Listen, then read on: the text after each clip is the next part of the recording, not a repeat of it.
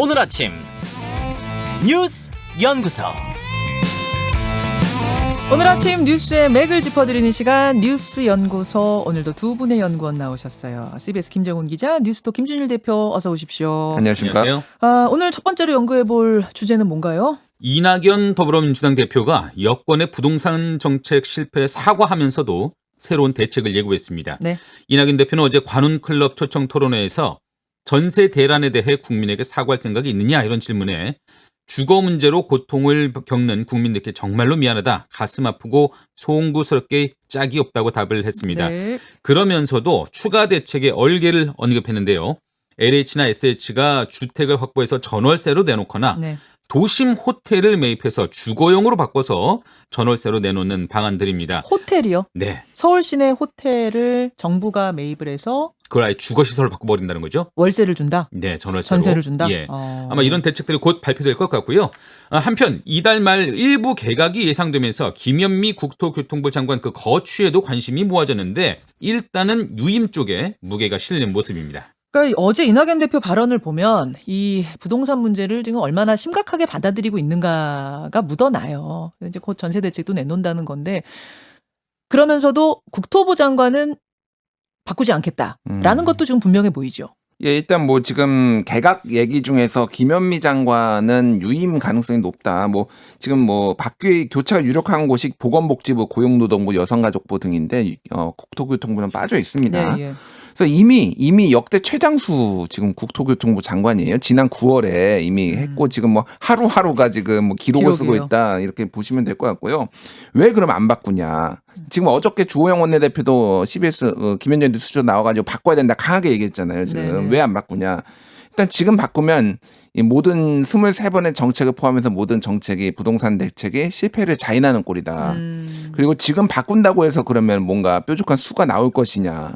그것도 아니다. 누구 다른 샛별이 있냐 찾아보면 또 그것도 아니니까. 그리고 큰 틀에서는 어쨌든 부작용이 있지만 큰 틀에서는 지금 맞던 게 뭐 그 부동산이 급등하는 뭐 상황은 제어를 못했지만은 지금의 이제 방식들 규제하는 방식들이 큰 틀에서는 맞다. 이제 정부에서는 그렇게 판단을 하고 그렇기 때문에 오히려 바꾸는 것이 더 좀 빌미를 줄 수 있다. 야권의 공세 빌미를 줄 수 있다. 이렇게 판단한 것 같아요. 그 전세 대책은 언제 발표한다는 거예요, 김정훈 기자? 원래는 오늘 새로운 대책들이 나올 예정이었는데 네. 이게 조금 더 마무리 논의가 좀 필요한 것 같습니다. 그래서 오늘 아니면 내일, 아마 내일 쪽에 좀 무게가 맞춰지는 것 같아요. 새로운 대책들 추가 발표가. 예. 근데 말씀하신 것처럼 지금 장관 유임도 그렇고 이게 어떻게든 해보겠다, 어떻게든 더 해보겠다. 라는 거잖아요. 그래서 여러 가지 지금 대책들이 강구되고 있는데요. 아까 제가 말씀드린 것 외에도 뭐 상가나 공장을 리모델링하는 방안도 있어요. 뭐 상가나 공장을 리모델링해서 주거용으로 바꾸겠다. 집으로. 예. 그리고 그 빈집들, 네네. 빈집들을 매입해서 그런 것들을 그 서민들한테 그 전월세로 다시 돌려서 이렇게 이용하도록 하겠다. 이런 얘기들이 나오는데 일단 빈집 이용 같은 경우에는 오죽하면 빈집이겠느냐고요. 지금 그런 것들이. 지금 이런 주택난 전세난에 오죽했으면 빈집이었겠느냐. 그 빈집을 주거시설로 바꾼다 한들 그 서민한테 전월세로 돌린다 한들 그러한 수요가 있겠느냐. 그러니까 뭔가 그 주변 환경이 안 좋다든지 뭐 교통이 안 좋다든지 뭔가 이유가 있어서 빈집이 아니겠느냐 그 말이에요. 그렇습니다. 또 상가나 공장을 뭐 주거 형태로 바꾼다는데 이것도 상업지구, 공업지구에 들어서 살라라는 거거든요. 이게 또 현실성이 있을까 싶은 생각이 좀 들고 급기야는 호텔을 이용하겠다 이런 얘기까지 나온 것이죠. 그리고 이게 지금 그러니까 혹시 뭐 망한 호텔들이 좀 있습니까? 지금 코로나 때문에 지금 관광객들이 안 들어와가지고 호텔 경영이 어려운 그런 호텔들이 덜어 있는 것, 뭐 적지 않게 있는 것은 네네. 사실입니다. 그런 호텔들을 매입해가지고 뭐 전월세로 뭐 이렇게 1인 가구를 위한 그 주거 시설로 예, 바꾸겠다는 원룸. 것인데, 예. 뭐 한마디로 집이 없으면 호텔에서라도 살게 하겠다는 것이죠.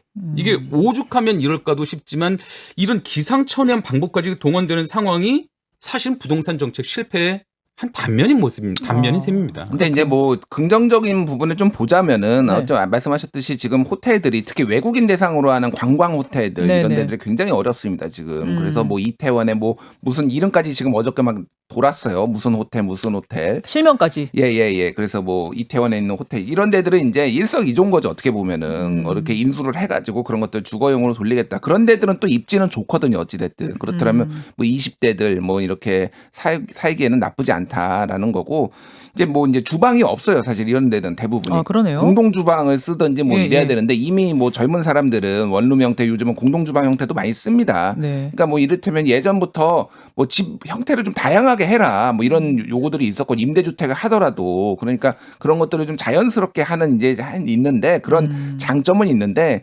단점은 뭐 김정은 기자가 잘 설명했듯이 이게 물량이 도대체 얼마나 나오겠어요. 원발의 오줌 누기 뭐 이게 몇만 호나 나오겠느냐 그런 거죠. 그러니까 그렇게 되네. 이게 실효성 문제. 예, 실효성 문제죠. 그러니까 오죽하면 이것까지 이런 아이디어까지 나왔겠느냐. 와. 어쩌다가 이 지경까지 됐느냐. 두 가지가 공존하네요. 저는 그래서 이 지점에서 조금 냉정하게 우리가 스스로 한번 묻는 것도 필요한 시점이지 않을까 싶습니다. 제가 얼마 전에도 말씀을 드렸었는데 지금 새로운 대책들을 내놓는 것보다 기존에 있었던 대책들 네. 그것이 얼마나 정말 시장에 긍정적인 영향을 주고 있는지 한번 살펴보는 그런 것들이 좀 더 중요하지 않을까 이런 말씀을 좀 큰 드린 적이 방향에 있었는데 대해서. 예, 새로운 대책들을 계속 내놓는 것보다는 그런 연장선상에서 혹시라도 좀 잘못 설계된 대책들이었다고 평가가 된다면 그것을 조정하거나 아니면 일부 처리할 수 있는 그런 용기까지도 필요하지 않을까 그런 생각도 듭니다. 그래요. 두 번째 연구 주제로 넘어가죠. 네, 국민의힘이 이명박, 박근혜 두 전직 대통령을 두고 대국민 사과를 할 것이냐의 문제에 의견이 엇갈리고 있습니다.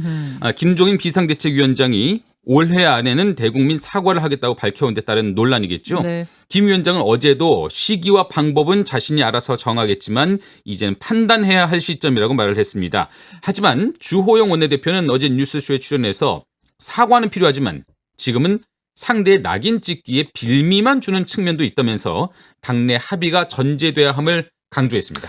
그러니까 살짝 제가 어제 인터뷰했잖아요. 살짝 뉘앙스가 좀 달랐어요. 김종인 비대위원장은 시종일관 대국민 사과가 필요하다는 입장이었던 거고 주호영 원내대표는 충분히 그것도 이해하지만 괜히 지금 이 시점에서 그랬다가 낙인만 찍힌다. 이 약간 반대 뉘앙스였어요.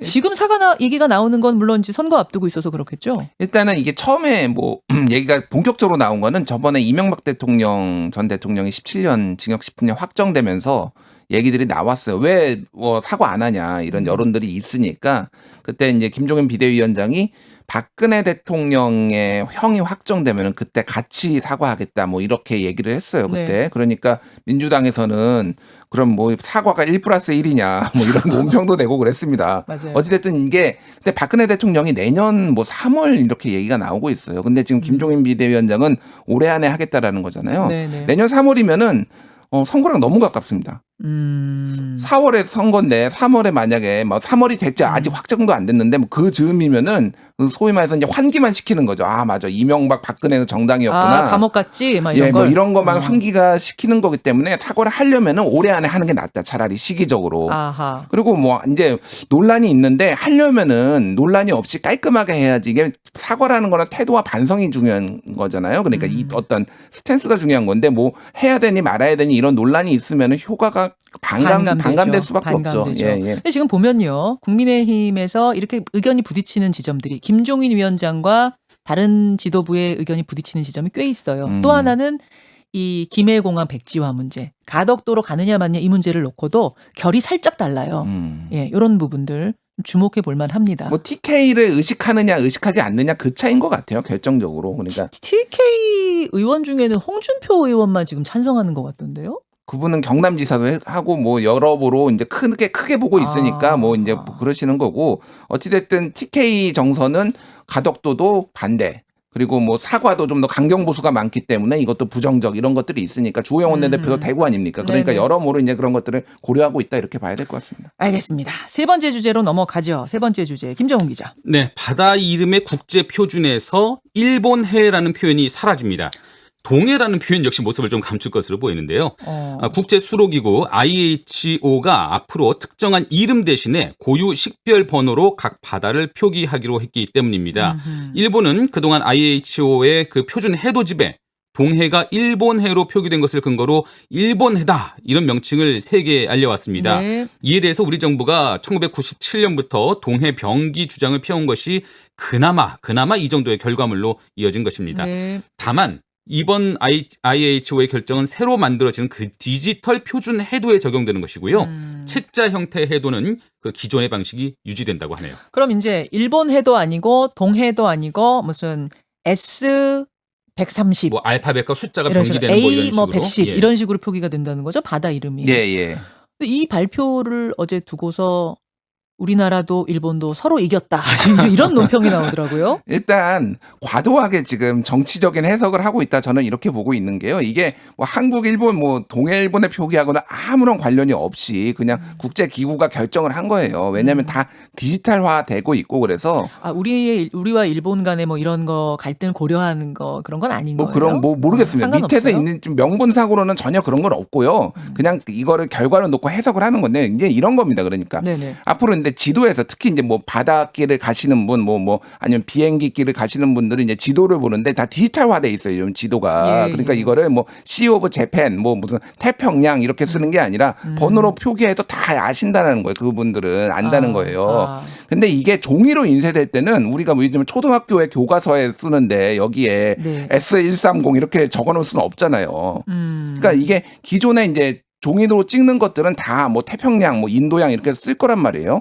그러면 어찌 됐든 일본해냐, 뭐 동해냐 이런 거 가지고 계속 또 뭐 붙을 거예요. 그러니까 그래서 이게 큰 의미가 있느냐에 대해서 조금 너무 과도한 정치적 해석이 들어갔다 이렇게 보는 게 맞을 것 같습니다. 그럼 여전히 일본 교과서에는 일본해 이렇게 표기가 될 거고 그렇게 되겠죠. 우리는 예. 동해 인간에서 이렇게 어떻게 하는지는 뭐 아. 상관이 없으니까요. 아하. 그런데 이런 생각도 들더라고요. 그 프랑스하고 영국 사이에 그 해협이 있잖아요. 네네. 뭐라고 알고 계세요? 도보 해협. 도보 해협. 예. 그건 영국 입장이고요. 네. 프랑스 입장에서는 그게 칼레 해협입니다. 아, 그러니까 맞아요. IHO 그 국제 표준에 따르면 그것이 도보 해협과 칼레 해협이 병기가 돼 있어요. 예. 그게 당연한 것이죠. 왜냐하면은 그 IHO 그 결의가 1974년에 나왔던 결의가 이렇게 엇갈리면 그 병기한다라는 게 권고 사항이거든요.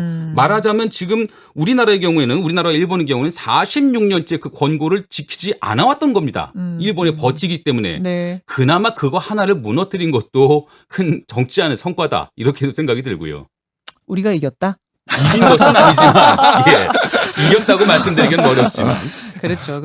예, 우리는 뭐 이 문제는 계속 갈 것 같고 독도 문제와 함께 네네. 결국 풀 수 없는 계속된 해묵은 건데 좀 시원하게 풀렸으면 좋겠네요. 뭐 시원한 뉴스는 아니었습니다만 여기까지 뉴스연구소 정리를 해보죠. 두 분 고생하셨습니다. 감사합니다. 감사합니다.